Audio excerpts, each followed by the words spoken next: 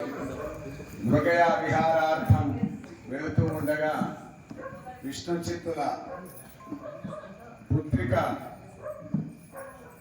గోదాదేవి ఉన్నదని తెలిసి అడుగు ముందర పడక ఆగిపోయారు స్వామి. నలుగురు పురోహితులు తెలియజేశారు ఈ విషయాన్ని. గోదా కన్యక ఉన్నది ఇక్కడ అని.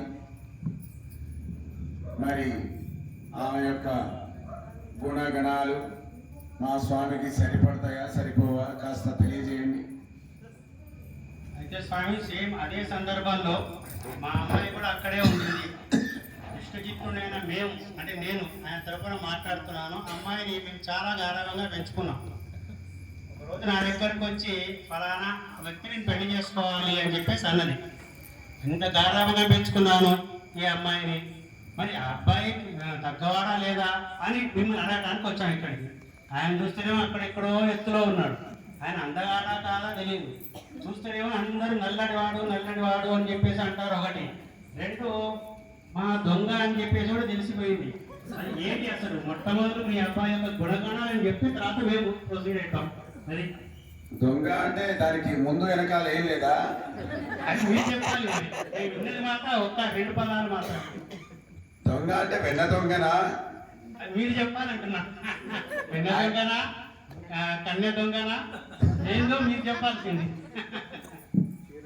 దృష్టి చిత్తాపహారిణం అంటారు. ఆయనే మన మనస్సులన్నిటినీ కూడా దొంగిలించేవాడు. చిత్త అంటే మనస్సు, చిత్తాపహారి మన మనసులోనే దొంగిలించేవాడు. ఆయన మామూలు దొంగ కాదు మీరు అనుకున్నట్టుగా. అంటే మన మనసును దొంగిలించేవాడంటే అర్థమైంది. ఆయన ఎంత అందగాడైతే మన మనసును దొంగిలిస్తాడు.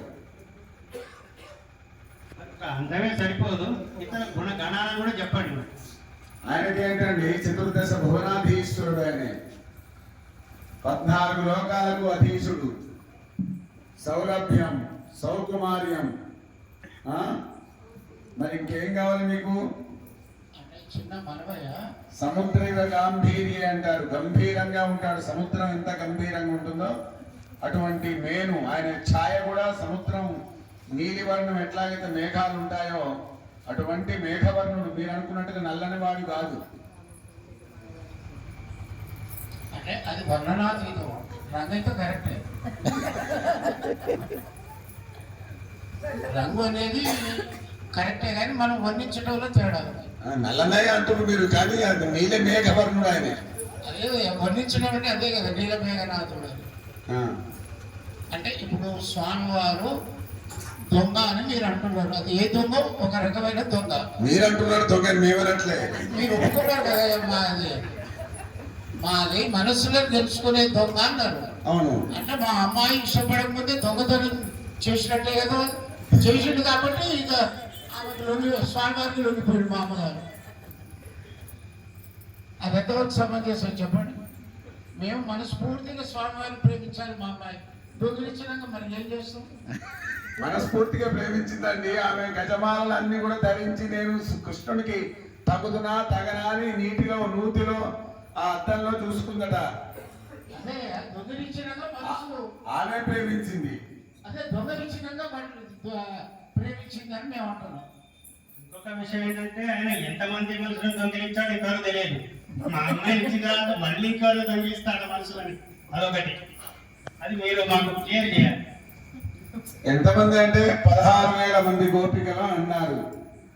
ఆనాడు త్రేతాయుగంలో ఋషులందరూ కూడా పుంసాం మోహన రూపాయ అన్నట్టుగా ఆ రామచంద్ర స్వామిని ఆలింగనం చేసుకోవాలని వారి కోరిక. తపస్సు చేసుకున్నటువంటి ఋషులు కూడా ఆయన ముగ్ధ మనోహర ఆ దృశ్యాన్ని రూపాన్ని చూసి మోహించి స్వామి మాకు ఈ కోరిక ఉందంటే, కాదు ఇప్పుడు కాదు వచ్చే యుగంలో నేను కృష్ణుడిగా అవతరిస్తాను, మీరందరూ గోపికలుగా అవతరిస్తారని చెప్పారు. అంతేగాని వేరే తీరుగా అనుకోకండి. అంటే అంతటి మహానుభావుడు మా అమ్మాయిని ప్రేమించిండు అంటే మా అమ్మాయి తగిన సౌందర్యవతి, అన్ని విధాలుగా అర్హత కలది అన్నట్టే కదా. మా అబ్బాయి ప్రేమించింది కాదు, మీ అమ్మాయే ప్రేమించింది. 30 పాటలు పాడింది. అదేనండి, మా అమ్మాయి పాడింది కాబట్టి దొంగలించబడ్డది అంటున్నా. ప్రపోజ్ చేసిందే మీ అమ్మాయి.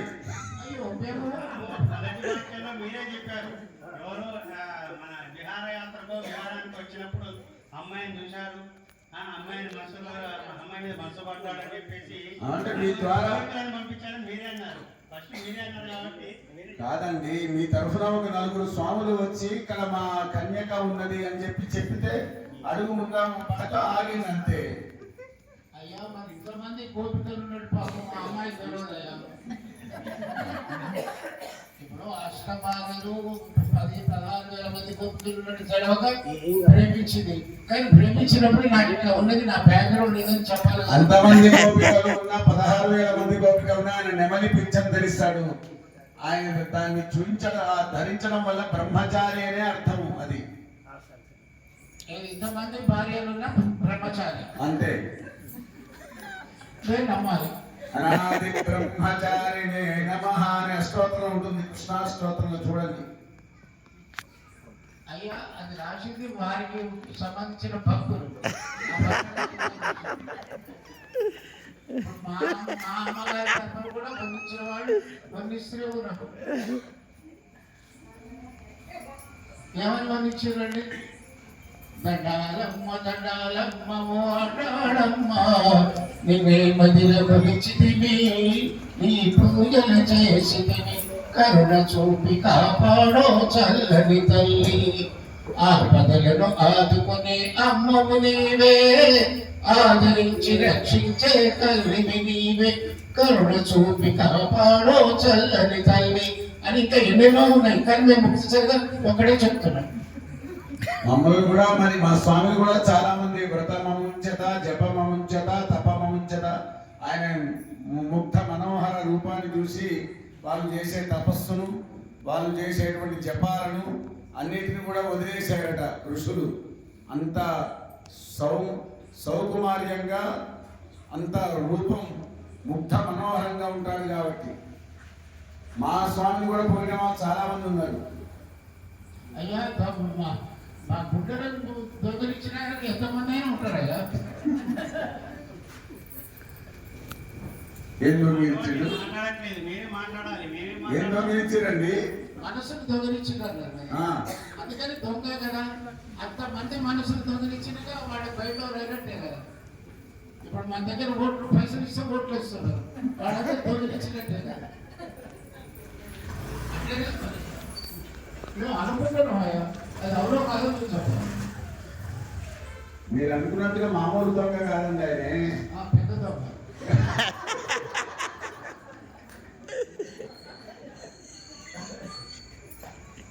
నవనీత చోరుడు అంటే ఎంత ముట్టుకుంటే ఎంత సౌకుమార్యంగా ఉంటుంది అది తెలియజేయడానికి.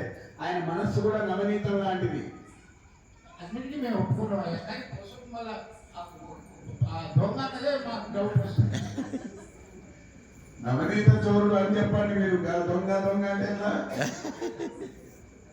అదే వర్ణాతీతంలో అది నవనీత చోరుడు. మీరు కూడా అడగమ్మా, అది అడగాల్సిందే ఆడవాడు, మగవాడు కాదుగా.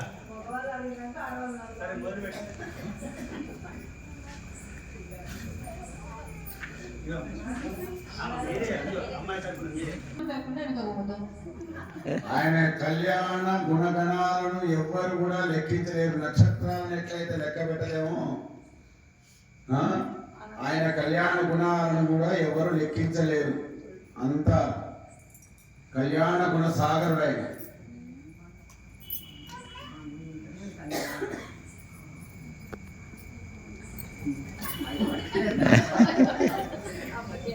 ఏమో ఒప్పుకున్నాం కానీ పిల్లలు వచ్చిందని మా అమ్మాయి నచ్చిందని అన్ని రాజీ పడుతున్నాం. మా అమ్మాయికి మీరు ఏం పెడతారు?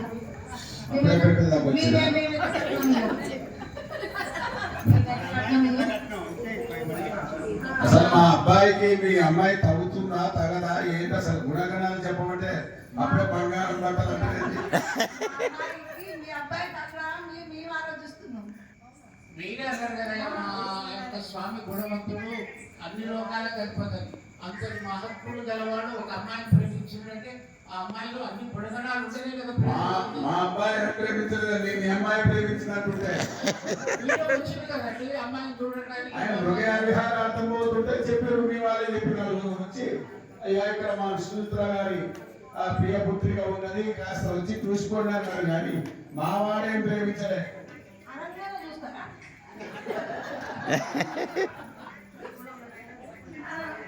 మేమేదో ఆడుతున్నామని ఇక్కడికి వచ్చినట్టే. కొంతమందికి ఆయన అక్కడ మీరు మ్యారేజ్ బ్యూరోలో పెట్టి అంతా వచ్చి అడుగుతారు మరి వాళ్ళు. నలుగురు స్వాములు వచ్చి చెప్తే అక్కడ ఆగిపోయా అన్నారు కదా, ఆ స్వాములు మా అమ్మ గురించి చెప్పలేదా, మా అమ్మ గుణాలు చెప్పలేదా? ఇక్కడ ఉన్నదని చెప్పారు కానీ గుణగణాలు ఏం చెప్పలే. చెప్పిన వాళ్ళు ఆమె ఎంతటి గణాల్లో అదే చెప్పలేదు. అడుగుతున్నాం మరి. మేము చెప్పుకోలేము.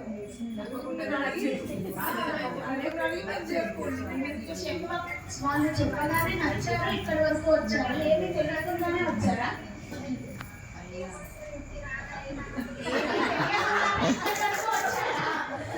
ఇక్కడ దాకా రాలేదు. ఆయన వేట కోసం బయలుదేరాడు మృగ విహారార్థం.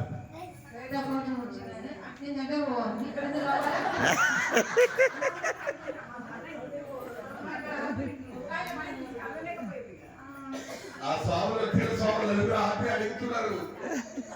అమ్మ వాళ్ళు రమ్మనగానే వాళ్ళకి ఏదో ఒక అమ్మాయి దొరికింది కదా అని వచ్చి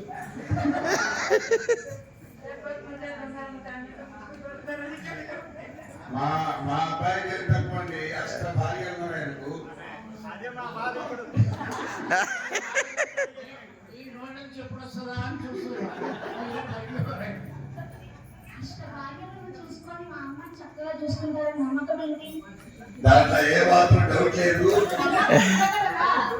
అష్ట భార్యలు ఎట్లా ఉన్నారో మీ అమ్మాయి కూడా అట్లాగే ఉంటుంది. మీరు అష్టభాగ్యాలు అనేది మన బ్రహ్మచారి సంసారి వాడు సంసారి బ్రహ్మచారి ఎట్లయితే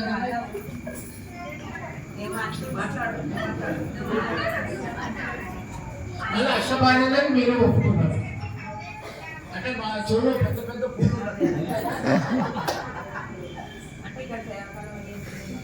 సరే మరి ఇంతకు ఏంటి మరి సంగతి చెప్పండి. ఏమో చల్లకొచ్చి ముందు దాచుకుంటేందుకు దాచుకోవట్లేదయ్యా, కానీ మీ నోటి నుంచి ఇంకా ఏమేమి వస్తాయో తెలుసుకుందామని మాట్లాడుతున్నాం.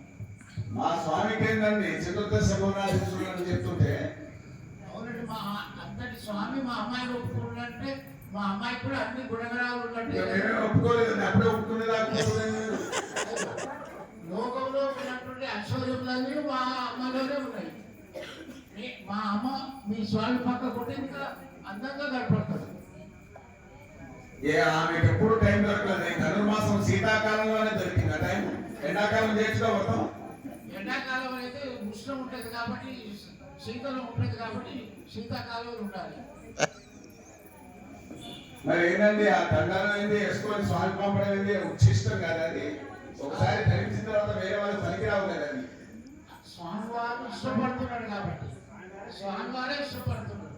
నేను అమ్మ ధరించిన మాలనే నేను ధరిస్తా అని స్వప్నంలో చెప్తే మేము నిజమే కదా అని నమ్ముతున్నాం. సరే మరి ఇంతకేమంటారు మీరు? ఏదో మేము అడిగేలో మీరు ఒప్పుకుంటే సరే, మేము అడిగేది మీరు ఒప్పుకుంటే కష్టపడి అయిపోతుంది.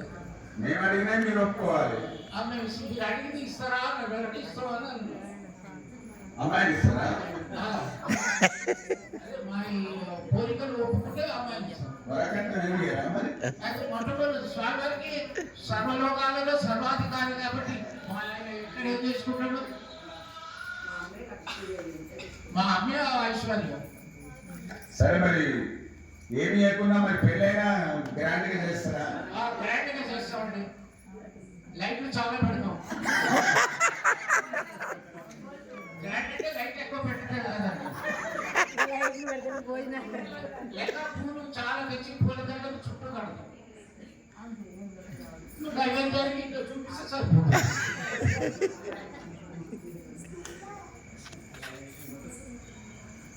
కళ్యాణం ఎందుకు గ్రాండ్ గా చేయండి, మంచిగా చేయండి. ఇల్లు కాదు, లైట్లు ఆర్పాటాలు పూలు కాదు. కళ్యాణం ఎందుకు మంచిగా ఉండాలి. అంటే ఏమేం కావాలయ్యా? నేను మీ తర్వాత పంపిస్తాం నేను. సరే, మా ఇద్దరు పెద్దలు ఉన్నారు, వాళ్ళని అడిగి మేము ఒప్పుకుంటాం, మనకి లిస్ట్ పంపించినాం. సరే మంచిదండి. ఇక మరి ఆ పెద్దలు ఒక ఆయన అటుపక్క కూర్చుని ఒక ఆయన ఇంకెందుకు ఆలస్యం కానివ్వండి, మరి ఇక సమర్పించండి అవన్నీ.